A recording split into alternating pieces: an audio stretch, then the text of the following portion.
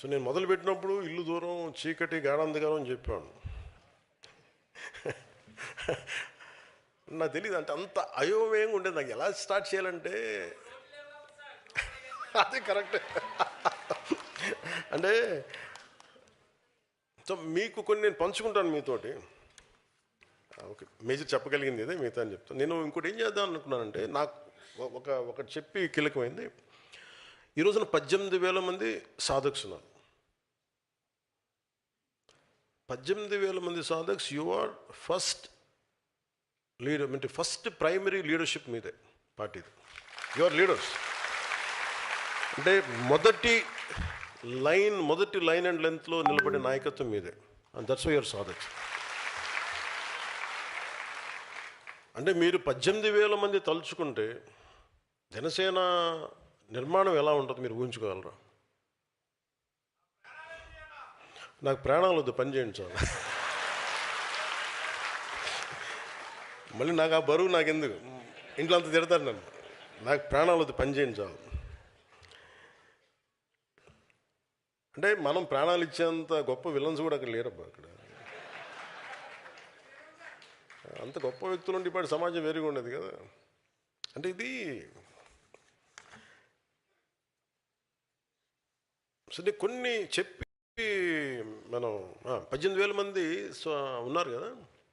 నేనేం చెప్పానంటే, మొన్న కమిటీస్ వేసినప్పుడు నా కోరిక 18,000 మంది సాధక్స్ని నేను ఇలా కలవాలి. నేను నా ఫస్ట్ గోల్ అది. అలాగే మనం ప్రతి ఒక్కళ్ళకి, అంటే ప్రతి ఊర్లో, ప్రతి పార్లమెంట్లో, ఇక్కడ వేదిక పైన ఉన్న నాయకులకి సపోజ్ ఒక బాధ్యత అప్ప చెప్తే వాళ్ళు కనీసం ఒక 2,000 మంది తెలిసి ఉండాలి. రేపు పొద్దున ఎవరైనా, ఉదాహరణకి మన బొమ్మిడి నాయకుని కానీ పంపించింది నెల్లూరు, పంపిస్తున్నప్పుడు ఆయనకి దాదాపు ఒక 2,000 మంది తెలియాలి. ఇది అయిపోయే లోపు, కంప్లీట్ ఎక్సర్సైజ్ అయిపోయే లోపు. నాగబాబు గారిని అరకు పంపిస్తున్నా, కూర్చోబెట్టడానికి కొంచెం ప్రేమగా మాట్లాడగలడు, ప్రకృతి ప్రేమికుడు, మొక్కల్ని సంరక్షించేవాడు. అందుకే మీరు ఆయన్ని అంటే చాలా ఆలోచించి పంపించాం ఒక్కొక్కరిని కూడా. మన పల్నాడికి మన బాలినేని గారు కరెక్ట్ అనిపించింది నాకు. అంటే బ్రహ్మనాయుడు నేలకి మన బాలినేని గారి కరెక్ట్ అనిపించింది.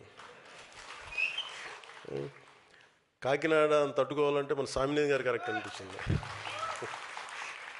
అసలు ఒక్కొక్కరిని నేను ఒకటి 10 సార్లు ఆలోచించి మిగతా వాళ్ళతో మాట్లాడి, నేను నిర్ణయాలు ఎందుకు తీసుకుంటున్నా, 10 సార్లు మాట్లాడి, కింద క్షేత్రస్థాయిలో మాట్లాడి, ఒక్కడికి అన్నీ ఏం తెలుస్తాయి చెప్పండి, అందరితో 10 మందితో మాట్లాడాలి కదా. అలాగే మన దుర్గేష్ గారిని అమలాపురం పంపితే బంధువులు ఎక్కువ ఉండి మళ్ళీ ఏం జరుగుతుందో తెలియదన్న,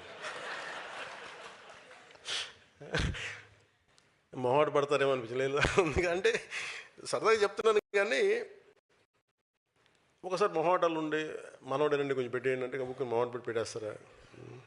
ఇవన్నీ ఇట్లా ప్రతిదీ ఆలోచించి, అంటే నేనేం చెప్పానంటే, అన్నీ మీరు రైట్ చేయాలి, 100% రైట్ చేయాలని నన్ను ఆలోచించకండి. ఒక ప్రయత్నం మొదలు పెడతాం. అంటే అంబేద్కర్ గారు చెప్పింది, constitution is a living document. దాన్ని ముందుకు తీసుకెళ్లే వ్యక్తుల స్పిరిట్ని బట్టి ఉంటుంది ఇంటర్ప్రిటేషన్ ఆఫ్ ద డాక్యుమెంట్. అందుకని ఇట్స్ కాల్డ్ లివింగ్ డాక్యుమెంట్. అలాగా మన పార్టీ నిర్మాణం 100% ఇంటెన్షన్ ఇస్ ఎక్స్ట్రీమ్లీ రైట్.